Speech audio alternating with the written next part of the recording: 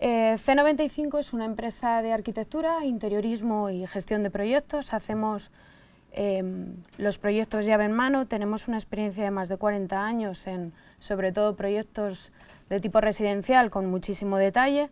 Eso es lo que veníamos haciendo y en un momento dado, hace ya 3 años, la empresa da un paso adelante y decide formar la marca que es C95 y decide hacer una apuesta por el uso del BIM dentro de sus proyectos.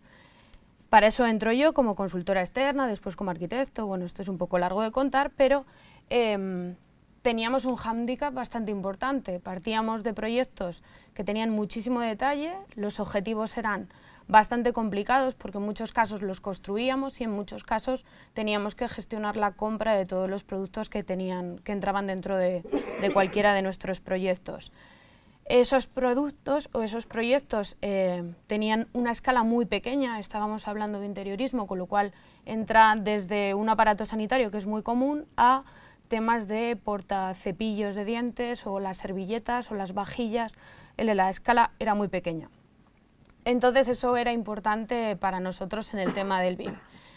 Se ha hablado de muchas cosas esta mañana, se ha hablado de nivel de detalle, de información. Obviamente todo esto es importantísimo, pero bueno, como parte prescriptora creo que mi obligación es deciros que no es fácil, que el cambio no es sencillo, que cualquiera que os lo diga os engaña, pero que merece la pena, que tanto por parte de fabricantes como por parte de prescriptores, como por cualquier agente que se meta dentro de esta forma de trabajar, que es el BIM, creo que no os vais a arrepentir. Entonces, bueno, cuando Pablo me contó que quería que de alguna manera yo pusiera cara a un proyecto que fuera construible y que se desarrollara en BIM, me pareció una muy buena elección elegir, bueno, tenía obviamente como factor principal el tema de las fachadas, me parecía bastante importante, o sea, bastante significativo este proyecto. Este es un proyecto que tenemos actualmente en República Dominicana. Es un edificio de oficinas. Lo que estáis viendo en pantalla es la situación que había en el estado actual. El proyecto se encuentra ahora mismo en fase de proyecto de ejecución en el estudio y empezamos con la licitación en los próximos meses. En esta parte en este proyecto vais a ver que hay unos objetivos muy claros que hay que cumplir con BIM, pero la situación de partida es esta. El cliente es una empresa de productos lácteos que decide comprar ese edificio, bueno, tiene como propiedades todos los edificios que veis en azul y decide como inversión poner sus oficinas en ese edificio que veis en la parte inferior. Ese edificio está en estado de estructuras, tiene alguna tabiquería hecha, pero no existe ningún tipo de documentación de lo que hay allí ahora mismo. Ese proyecto para nosotros era importante llevarlo en BIM, ya estaba en flujo en el estudio, con lo cual tampoco se barajaba otra opción, pero era importante porque teníamos que controlar un estado de existente de reformado bastante importante. Se demuelen 2 de los edificios, son pequeños almacenes que existen actualmente para darle continuidad al proyecto y poder unir con la nueva actuación. La nueva actuación es esta que veis, que ahora veréis más detalles. Como veis, el tema de la fachada es importante, bastante significativo toda la implicación que tiene para el proyecto la fachada, la repercusión. ¿Todo esto para qué? ¿Qué necesidades teníamos añadidas de este proyecto BIM con respecto a todos los demás que estaban en estudio? El diseño de arquitectura, estructuras e instalaciones para nosotros significaba, antes habéis hablado de la división de fachada, no fachada, veréis que nosotros la dividimos, pero sí que es verdad que de forma interna del estudio va englobada siempre con arquitectura. Esto suponía un reto importante porque era el primer proyecto de esta envergadura que entraba en fase de instalaciones o entraba el proyecto de instalaciones BIM en el estudio como proyecto de ejecución o como proyecto básico. Las estructuras están con un estudio allí y la arquitectura y el proyecto de diseño era nuestro, con lo cual era una combinación bastante interesante. Luego la gestión de residuos se va haciendo en fases, con lo cual tenemos que controlar mucho lo que hacemos, puesto que muchas cosas de las que existen actualmente no se conservan y porque por exigencias del cliente vamos a generar todo el círculo del proyecto, entendiendo no solo por la vida útil del edificio, sino el posterior desmontaje en un momento dado. Obviamente el proyecto de ejecución y la gestión de compras desde aquí de España, con lo cual el llevar todos los productos allí.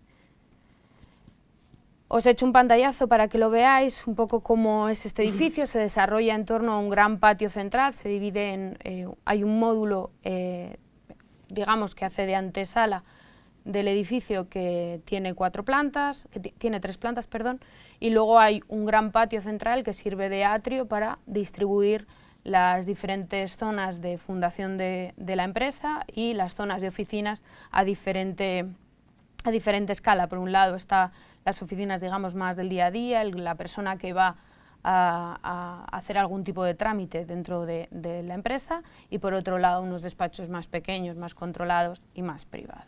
Os he hecho un pantallazo de las instalaciones para que, bueno, pues vierais que también el tema de la coordinación, las interferencias, controlando además un proyecto desde fuera del propio país, pues para nosotros era importante.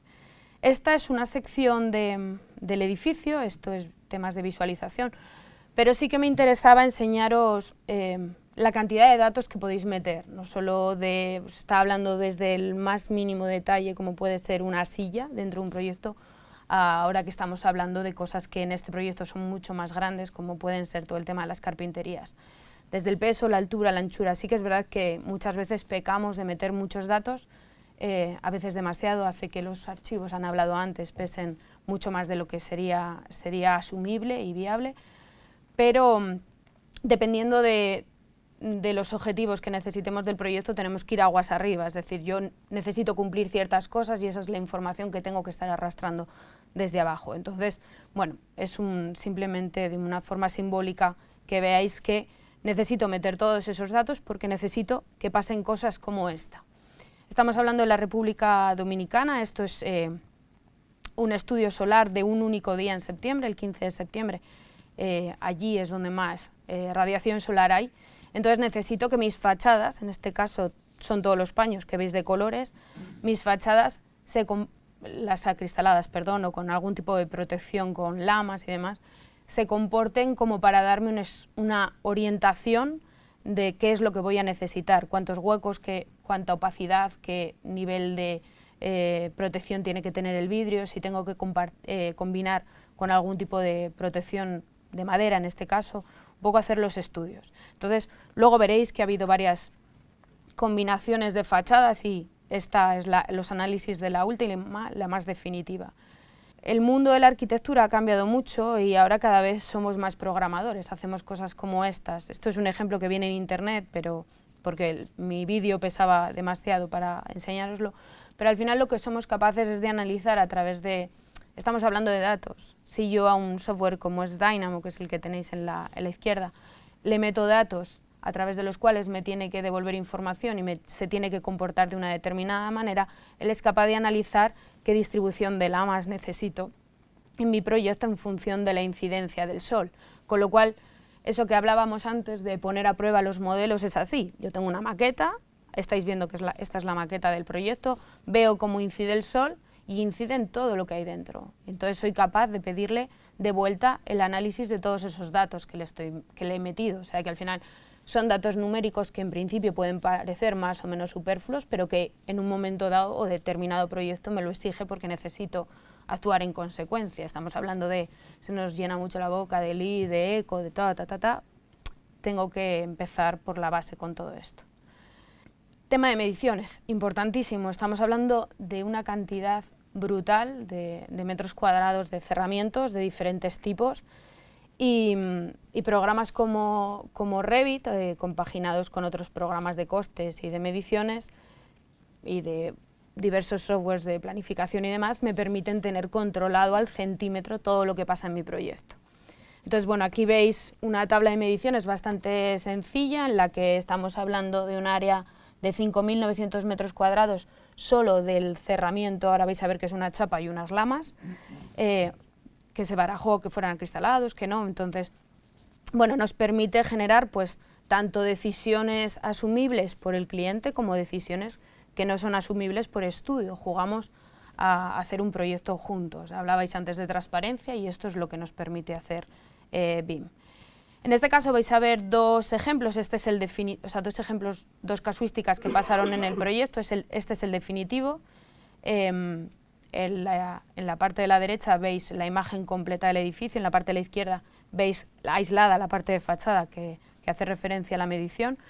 Es la fachada principal y luego hay unos pequeños volúmenes cubriendo ese cerramiento del atrio, solo en la tercera y la cuarta planta, y toda la envolvente interior del patio. Si lo veis en la cubierta, que es inclinada, invertida, hay unos lucernarios que hacen que el patio tenga luz. Eso nos es muy beneficioso en muchos de los casos, pero necesitamos tamizar toda esa luz en el interior de los patios, en la zona sobre todo en la zona que estáis viendo de la izquierda de las zonas de oficinas más privadas, ¿vale? En un momento dado se tanteó una imagen con mucha más madera, había una zona de la parte más de fundación, en la parte principal del edificio, en la parte que daba a la fachada principal, se planteó eso, pero veis que la diferencia de coste pasamos de 822 a 1 millón y pico, el comportamiento era diferente, se decidió que no nos beneficiaba por múltiples cosas. La gestión documental, el tener controlado el proyecto, el tener, saber lo que me va a pasar, el poder prever todas esas casuísticas que se van a dar en el proyecto, encuentros, tener una conversación directa con vosotros, con la parte de fabricación. Yo tengo definido todos los paneles o todos los montantes que hay en mi proyecto, con lo cual sé lo que me va a pasar. No sé, antes hablaban de la propiedad de los objetos, no tenéis que perder la propiedad de los objetos de todo lo que defináis, pero tampoco tenéis que perder la comunicación con el prescriptor. Yo no quiero descargarme la biblioteca y guisármelo y comérmelo, no tiene ningún sentido. Los que sabéis de todo esto sois vosotros y yo prescribo y diseño, pero no, al final tiene que ser un tándem. La realidad es que vamos muy despacio, ahora me fastidia que no esté Torrico y que no esté Sergio y tal, porque soy la mala de la película en todo esto. No es tarde para subirse, pero yo creo que nos tenemos que subir, que es muy triste que nos subamos porque nos lo imponen, que yo creo que merece mucho más la pena, que se han hablado de ventajas, que inconvenientes os he sido clara, que no era fácil, sobre todo ese es el mayor inconveniente, y el miedo al cambio, que nos da a todos, somos muy de zona de confort, pero que bueno, que me encantaría que algún día os pasarais por C95 y me dijerais, toma María, el objeto BIM, vamos a trabajar juntos y tal, y me ahorraría sinceramente muchísimo trabajo. Así que bueno, estáis invitados a venir a mi casa, a mi estudio cuando queráis, y contarme lo que os preocupa y lo que no, y yo os lloraré igual, o sea que muchas gracias.